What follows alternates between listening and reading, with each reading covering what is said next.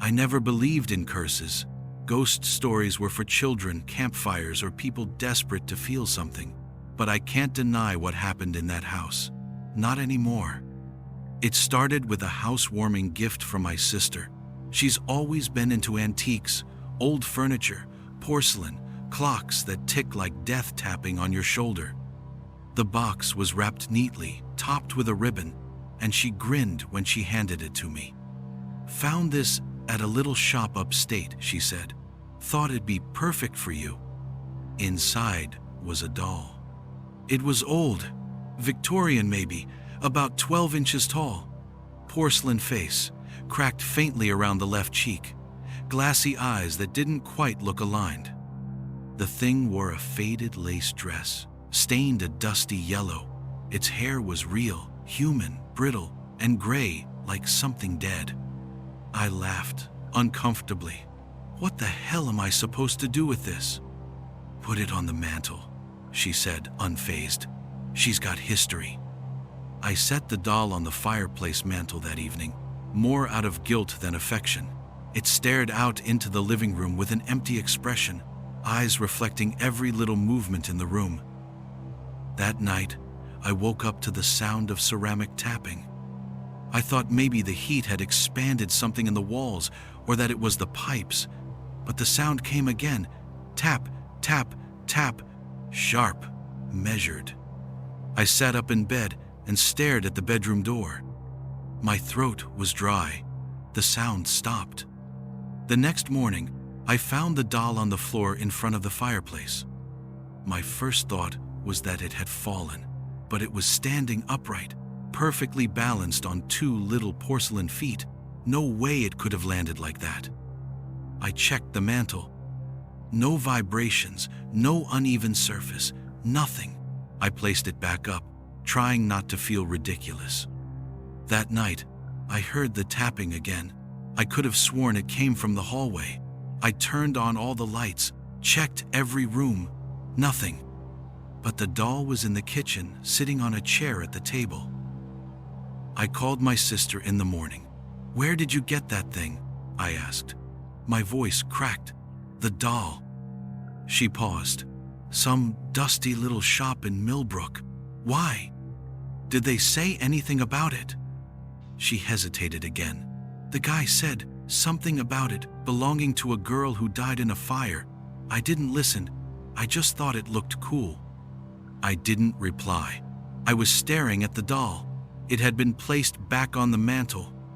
I hadn't touched it. That day, I locked it in the garage, tucked it into a box, wrapped it in a towel. I even nailed the box shut. I needed it out of sight, out of the house. That night, I heard a scream, high-pitched, like a little girl. Then something shattered. I jumped out of bed, my heart pounding so loud it hurt. The garage door was wide open. The box was empty. The towel was shredded. I found the doll on my bed, sitting upright, head tilted just a little. The crack on her cheek seemed wider, almost like a smile. I burned it, took it into the backyard, doused it in lighter fluid, and set the whole thing ablaze. I watched it burn, face blackening, the lace dress curling into ash. I felt relief, like I'd finally done something right. 3 nights passed. No sounds, no movement. Then, on the 4th night, I woke to smoke. The fire alarm was screaming. I stumbled out of bed, coughing, heart racing. There was no fire, just smoke, thick, choking. It poured from the fireplace like a living thing. And standing in the center of the room was the doll. Untouched, no burns, no cracks. Its head turned toward me, its mouth opened. It whispered something, but I couldn't hear it over the alarm. I left the house. Didn't grab anything, didn't look back. I stayed with a friend for a week, then sold the place. Cheap, didn't care. I thought it was over. I moved into a new apartment across town. Modern, bright, no creaky floorboards or drafty attics. I was happily unpacking boxes when I opened a box marked kitchen. Inside was the doll, crack on the cheek, dress faded, same glassy stare. I screamed, slammed the box shut, threw it down the garbage chute, and spent the rest of the night drinking. This morning, she was sitting in my living room, arms resting in her lap, a small black scorch mark beneath her feet. I can't escape her. She doesn't want revenge. She wants company. She's sitting across from me now, watching me as I read this to you, smiling. When my wife died, I wasn't prepared to raise our daughter alone. Grief made me a ghost in my own house, and little Charlotte, only 6 years old, started to drift into her own quiet world. She stopped speaking much, stopped drawing, just stared off into corners, whispering. It wasn't until I brought her to the flea market one Saturday that something changed.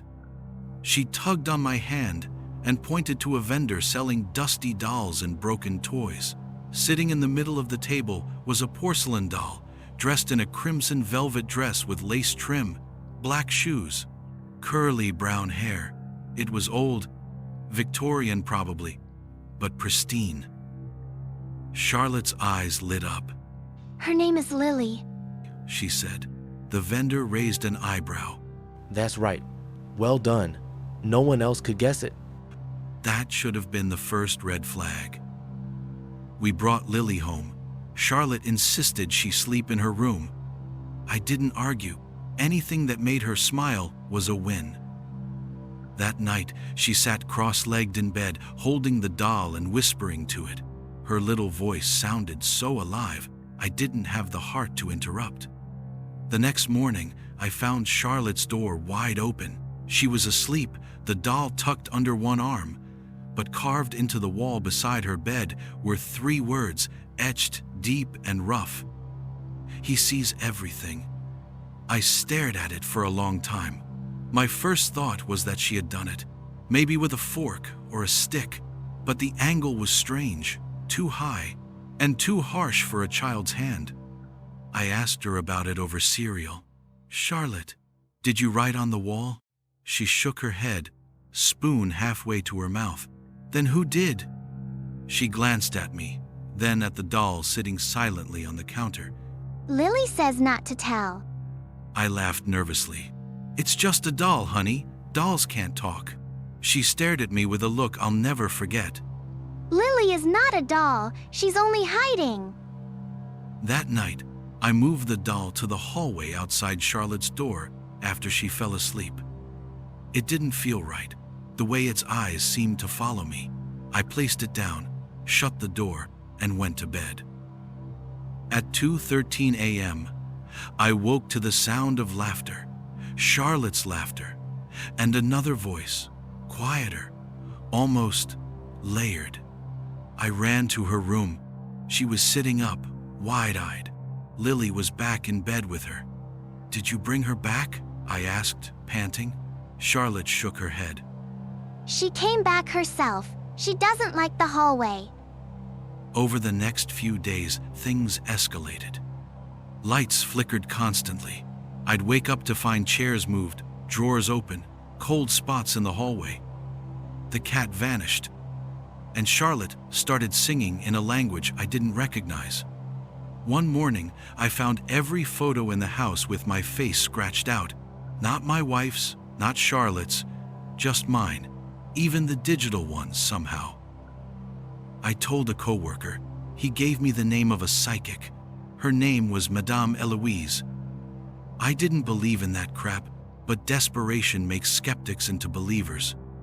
She stepped into the house and immediately winced. "She's strong, angry." I thought she meant Charlotte, "No, she said, looking up the stairs. the other one, the one that follows your daughter." She walked slowly into Charlotte's room, her fingers trembling. She took one look at Lily and gasped. "This doll is a vessel, Something old, something that was once a child but isn't anymore. What do I do? I asked. Burn it, She said. tonight, but not in this house and not near Charlotte. So I waited until Charlotte was asleep, drove 30 miles out to an old fire pit near the woods. I poured gasoline over the doll, lit a match, and dropped it. The flames surged. The doll didn't burn. It screamed, not wood cracking or air escaping. It screamed, a high human wail. Then it exploded into ash. I stood there, shaking, but glad it was done. I came home, and Charlotte was still asleep. The next morning, she wouldn't speak, wouldn't eat, just stared out the window with blank eyes. She's mad. Charlotte whispered that night. You made her go away.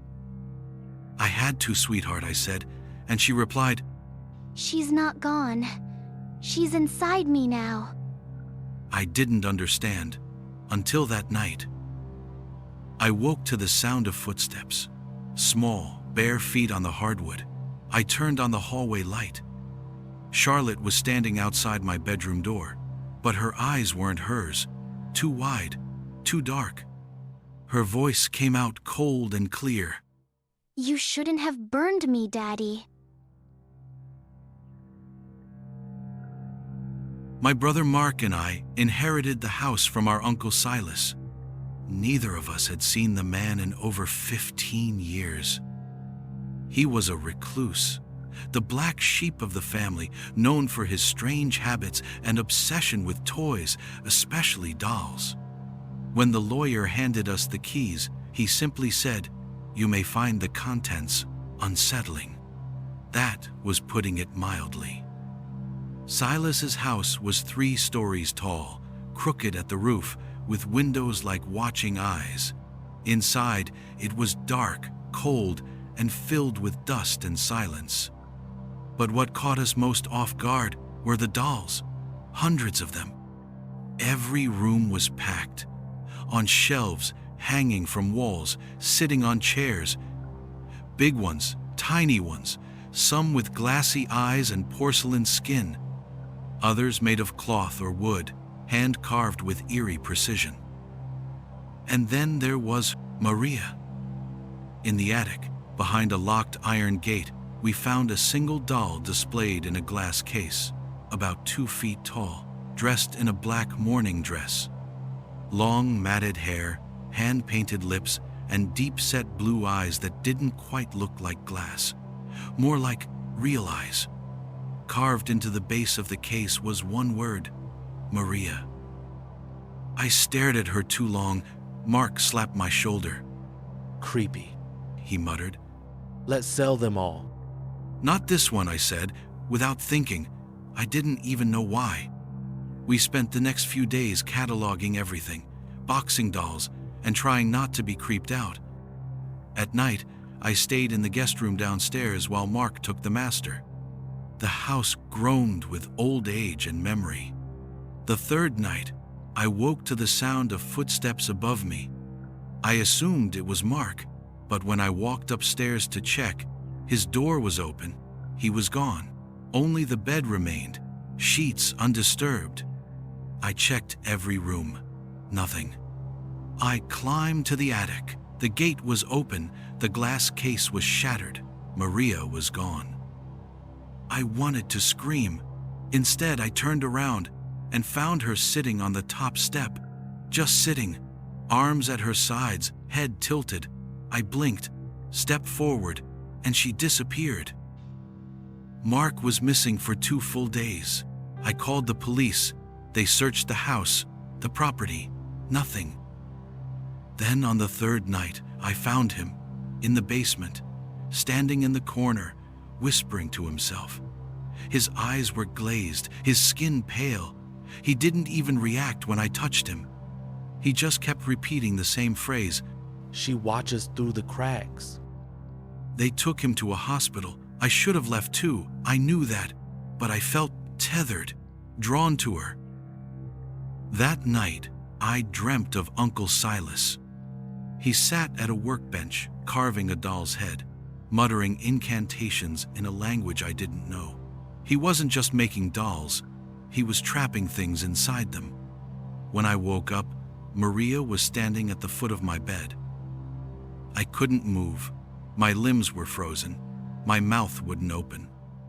She climbed up onto my chest, tiny fingers pressing down. Her face changed. It rippled like smoke under glass, becoming something ancient. A woman's face, hollow-eyed, lips moving without sound. Then, in a voice that wasn't quite a whisper and wasn't quite a scream, she said, "He put me in the wrong body. Now I need yours." I woke up on the floor, my throat bruised. I packed a bag and ran. I didn't care about the house, or the inheritance, or Mark. But Maria followed me. The first night in my apartment, I saw her again, in the mirror, behind me. I moved again, burned everything from the house, changed my name. But it doesn't matter. She always finds me, always in reflections, in dreams, in corners just out of reach. I've tried everything: priests, exorcists, fire, salt, iron. Nothing works. I think Maria isn't just a haunted doll. She's a prison for something worse, something Silas-bound, something old. When her case shattered, it wasn't just a release, it was a hunger. I don't sleep much anymore. Sometimes I hear Mark's voice in the vents, calling for me. Sometimes I see little footprints in the dust of my kitchen floor. They're never there in the morning. But the bruises on my throat remain. She's getting closer. This isn't to warn you. There's no point. But if you ever find a doll in a glass case with the name Maria carved into the wood, don't open it. Don't touch it. And whatever you do, don't look into her eyes. She'll see you. And once she sees you, she never forgets. It started with a leak. Old houses come with their quirks, but when the ceiling in the hallway began dripping brown water, I had no choice but to tear up the floorboards in the attic to look for the source. That's where I found the doll. She was wedged between two beams, wrapped in moldy linen, covered in dust and cobwebs. Her eyes were wide open, glass, but somehow not lifeless. Her dress was hand-stitched lace, stained and brittle with age. One hand was curled into a fist, the other lay open, pointing directly at me. I picked her up, holding her at arm's length. She was cold and heavier than she looked. I called my girlfriend afterward, told her about the doll. She laughed it off. "Maybe it's worth something," she said. "Antiques can be creepy, but collectors love that stuff." I didn't want to keep it, but something told me I couldn't throw it away either. I set her on a shelf in the attic, out of sight. That should have been the end of it. It wasn't. That night, I woke at exactly 3:07 a.m. I wasn't dreaming. Something had woken me, a soft thud, like footsteps. I live alone. I got up, heart racing, and crept up the stairs to the attic. Every step felt like walking into cold water. The attic door was open. The doll was sitting in the center of the floor. I didn't move for a long time. Eventually, I picked her up again and put her back on the shelf. Told myself it had to be a draft or vibration from a truck outside. The next night, she was at the top of the stairs, sitting upright, hands folded neatly in her lap. Her eyes were open wider than before, or maybe I imagined that. I locked her in a wooden trunk and shoved it into the attic crawl space. The knocking started that night, from inside the walls, soft at first, a slow, rhythmic tap, tap, tap. It circled the house, like something was crawling behind the drywall. I tried music, earplugs, sleeping pills. It didn't help. I began finding things out of place. Drawers open, silverware rearranged, Family photos, all of them with my eyes scratched out. One morning, I stepped out of the shower to find a message written on the mirror. "You shouldn't have found me." I ran upstairs and opened the trunk. She was gone. Later that night, I was eating dinner when the lights flickered. I got up to check the fuse box and found the doll sitting at the kitchen table, fork in hand, staring at my plate. I backed away slowly, stomach turning to ice. She didn't move, but the smell of something burning rose from the walls. A moment later, the lights blew out completely. I lit a candle and sat awake until morning. When daylight returned, so did the doll, back on the attic shelf, like she'd never moved. I should have left the house. I should have burned it all, but I couldn't. She wouldn't let me. I began dreaming of her, except in the dreams, she wasn't porcelain. She was alive. A girl with pale skin and stitched lips, eyes full of ash and blood. She spoke without moving her mouth. "I was buried for a reason." I looked up the property records. My house had once belonged to a midwife in the late 1800s. No children, but neighbors claimed she took in lost souls, mostly stillborns and abandoned infants. Unmarked graves had been found behind the property years ago, but one grave was never identified. A small one, empty. I think that's who the doll belonged to.